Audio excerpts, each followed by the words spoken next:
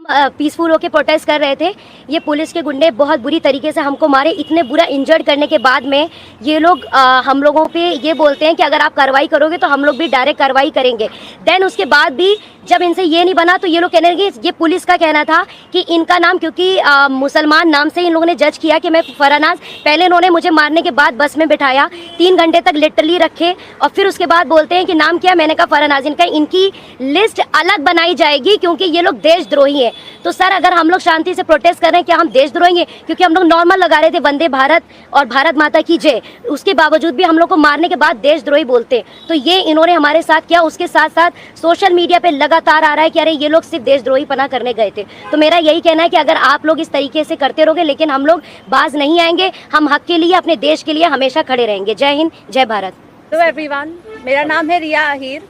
मैं वो लड़की हूँ जो मुंबई पुलिस के सामने आ गई थी। यू गाइस से कि ये वो लड़की है जो वायरल हो गई है, जिन्होंने मुंबई पुलिस को रोका था। बट मैं मीडिया से ये कहना चाहूँगी, मैं वो लड़की हूँ जिन्होंने 20 बच्चों को अनलॉफुली डिटेन होने से रोका था। Please change your narrative, change your perspective. पर जो भी मैंने किया उसकी वजह से मुझे बहुत हरास किया जा रहा है। ट्रोलिंग नहीं बोलूँगी मैं, क्योंकि ये ट्रोलिंग नहीं है, ये क्राइम है। और सिर्फ यही नहीं, जनता ही नहीं बल्कि पार्टी वर्कर्स भी अभी अपने फेसबुक पर पोस्ट लगा रहे हैं, मेरे बारे में गलत गलत बोल रहे हैं कि मैं जो कुछ भी कर रही हूँ 140 रुपीज़ में अपनी बॉडी बेच रही हूँ। सर आप खुद ही सोचिए, उनके दिमाग में ऐसा कितनी गंदगी भरी रहेगी कि वो ये बोल रहे हैं। 27 को मैंने क्राइम रजिस्टर करवाया था।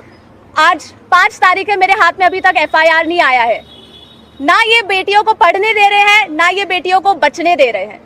मैं बस आपसे इतना कहना चाहूँगी कि एज मीडिया हमारी सबकी रिस्पॉन्सिबिलिटी होती है कि जिन बच्चों के लिए मैं खड़ी थी अब वो मेरे लिए खड़े हैं। एज ए सिटीजन हमारी भी रिस्पॉन्सिबिलिटी है कि एक दूसरे के लिए हम खड़े रहें। Thank you. इनको पैलेट गन इंजरी हुई थी, ये थोड़ा आपको बताएंगे कि कहा जा रहा है कि पैलेट गन यूज नहीं की गई, ये आपको थोड़ा बताएंगे। मेरा नाम नूतन टोप्पो है और मैं झारखंड से बिलोंग करती हूँ। और प्लेट गन मैं अपनी आँखों से देखी थी कि हमारे साइड गन पॉइंट किया हुआ था और जैसे ही मैं मुड़ती हूँ ऐसे पीछे से मुझे गन फायर किया गया। और मुझे पता, अच्छी तरह से पता है, मुझे गन से ही फायर में लगी है, प्लेट गन से ही लगी है। बस मुझे ये पता है। पर जब जब देश में जंतर मंतर में 20 तारीख और जब जब अन्याय के खिलाफ हमें खड़ा होने का मौका मिले, हम खड़ा होंगे जरूर। मैं नागपुर से आया था, जो जंतर मंतर के लिए प्रोटेस्ट किया था। उस प्रोटेस्ट में मैं 20 जून से था, पर 20 जुलाई को हुआ वाकया तो हमने धर्मेंद्र प्रधान के लिए जो इस्तीफा मांगा था, उस इस्तीफे के लिए इन्होंने इतना अत्याचार किया, इतनी बर्बरता की। शायद हमने अमित शाह का इस्तीफा मांग लिया होता तो इन्होंने हम पे सीधा गोलियां चला दी होती, बॉर्डर बना दिया होता जंतर मंतर को। मुझे इस तरीके से लगता है क्योंकि हमने जो सहा है, मैंने खुद कई बच्चों को एम्बुलेंस में डाला जो ब्लीडिंग हो रही थी, उनसे ब्लीडिंग हो रही थी। मैंने उनको डाला तो सामने जाके उनको रोका गया था। उनको रोकने के बाद उनको फिर जिनके सर पे लगी थी उनके पैर तोड़े गए और जिनके पैर टूटे थे उनके सर फोड़े गए, हाथ तोड़े गए। मतलब इस तरीके का वाक्य हमने देखा और अभी तक ज़िंदगी में मैंने ये ऐसा दिन कभी मैंने अपने ज़िंदगी में नहीं देखा। और ये मेरे ज़िंदगी का ब्लैक डे था और ये ज़िंदगी में किसी के नहीं आना चाहिए। इसलिए सबने एक साथ सब खड़े हुए और जैसे मुझे मारा गया तो लोग मुझे देख के आए।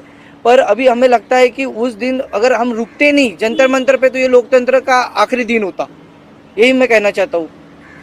धन्यवाद। मेरा नाम मुस्कान है। मैं ज़्यादा कुछ नहीं बोलूँगी, मैं बस इतना बताऊँगी that I was one of the peaceful protesters at Delhi Jantar Mantar. मेरा सवाल बस ये है कि जब मैं शांति से चल रही थी तो पुलिस ने मुझे मारा क्यों? RAF ऑफिसर्स ने मेरे ऊपर लाठी क्यों बजाई? और जब ये साफ साफ रूल है कि आप थाई के ऊपर नहीं मार सकते हो और एक मेल ऑफिसर किसी लड़की को नहीं मार सकता, तो एक मेल RAF ऑफिसर ने why did he try to jab a baton into my buttocks? मेरा बस इतना सा सवाल है। और अगर इसके लिए जिसको भी उसने ऑर्डर दिया था, अगर वो आके मुझसे माफ़ी मांग ले तो मुझे भी बहुत खुशी मिल जाएगी। एंड सेकेंडली, क्योंकि मैंने बोला कि मेरा नाम मुस्कान है, मैं एडिशनली ये भी ऐड करना चाहूँगी कि सरनेम मेरी शर्मा है। और ये मैं इसीलिए बता रही हूँ क्योंकि आजकल हर कोई मान के बैठा है कि मैं मुस्लिम हूँ और इसीलिए मुझे और ज़्यादा गालियाँ मिल रही हैं। And that does not tell anything about me, but that tells a lot about the narrative जो इस कंट्री में अभी सेट हो रहा है कि अगर इसने सरकार के खिलाफ बोल दिया तो ये तो मुस्लिम है, और जैसे ही आप किसी को मुस्लिम बना देते हो समहाउ वो अपने आप ही एंटी नेशनल कैसे बन रहा है। तो हम इस नैरेटिव को बहुत ज़्यादा आजकल फॉलो कर रहे हैं, और ये जितनी भी ट्रोलिंग आजकल हो रही है इंटरनेट पे, जितना भी हरासमेंट हम लोग फेस कर रहे हैं, ये इस कंट्री का नैरेटिव बताता है बहुत साफ साफ। थैंक्स।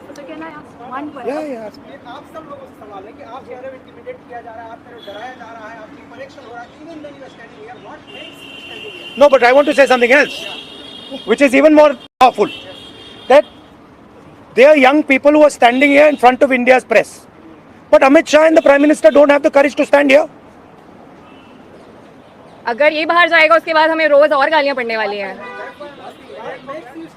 They are क्योंकि Indian. कल को मेरे साथ गलत होगा, मेरे साथ कोई आके खड़ा नहीं होगा अगर आज मैं दूसरों के लिए आवाज नहीं उठाऊंगी। और ये ऐसी country, to be very honest, जिन लोगों को मेरी सुरक्षा करनी चाहिए उस दिन मैं उन्हीं लोगों से पिट रही हूँ। So as a woman of this country, please tell me where am I supposed to go to for my protection. मुझे बस आप इतना बता दीजिए। Just 1 second. One second. मेरा बस एक सवाल है जो भी ये देख रहा है उनसे, क्या जस्टिस आपको सिर्फ तभी मिल सकता है जब आप कोई कॉन्स्टिट्यूशनल वर्कर हो, या आर्टिकल 14 के हिसाब से जस्टिस सबके लिए इक्वल है? ये मेरा सवाल है। So no, last thing I want to say. 1 second, we're not taking any more questions. Last thing I want to say is that for them to come here, जो आपने बोला, it is an act of courage. It is not easy for them to come here. They are facing harassment, they are facing violence, they are facing torture, and I am very proud that they have the courage to speak so eloquently, so beautifully about what they are feeling. And these are exactly the type of youngsters that this country needs. There's thousands and thousands of them, and I'm extremely proud of what they have done. Final thing, the person who is responsible for this violence, the person who has had the pellet gun fire into this young lady, the person who's had the pellet gun fire into that young man I brought here, the person who has turned the police force against this young lady who's asking for their protection is Mr. Amit Shah, is the Home Minister of India. He does not have the decency to come to Parliament. He does not have the decency or the courage to comment on what has happened. And there's only two possibilities. One, he did not know that this violence was being carried out on the children, in which case he's incompetent. And two, that he ordered the shooting of the pellet gun, he ordered the violence on these children, on these youngsters, which means he is culpable. Either way, he is responsible. जो हमारे young protesters हैं अलग अलग state से, उनसे मेरी अभी meeting हुई थी, डिस्कशन हुआ था, फ्रैंक डिस्कशन। सबसे पहले मैं इनके जैसे जो हज़ारों यंगस्टर्स हैं, इनका और उनका धन्यवाद करना चाहता हूं कि ये कॉन्स्टिट्यूशन के लिए लड़े, एजुकेशन सिस्टम के लिए लड़े और इंडिया के फ्यूचर के लिए लड़े। मेन डिस्कशन वायलेंस पे था, हिंसा पे था, और इनका कहना है कि इन्होंने किसी पर हिंसा नहीं की, मगर इनका नॉन स्टॉप हरासमेंट हो रहा है, इनको धमकाया गया और इन पर लाठियां चलाई गई, इनको मारा गया। तो मैं चाहूंगा कि जब अन्याय होता है, चाहे किसी और पे भी अन्याय होता है, एज ए सिटीजन हमारी जिम्मेदारी है कि उस व्यक्ति को हम प्रोटेक्ट करें, उसकी रक्षा करें। और ये मुझे कॉन्स्टिट्यूशनल वैल्यू लगती है, nationalist वैल्यू लगती है। I am very proud of all of you, I am very proud of every single young person who has done this. You have done nothing wrong, and the question of accepting your apology does not arise. You do not have to apologize to anybody. You have not done anything wrong. मित्रांनो, आपलं मत नक्की कळवा. रामकृष्ण हरी. जय जगद्गुरू. जय शिवराय. जय भीम.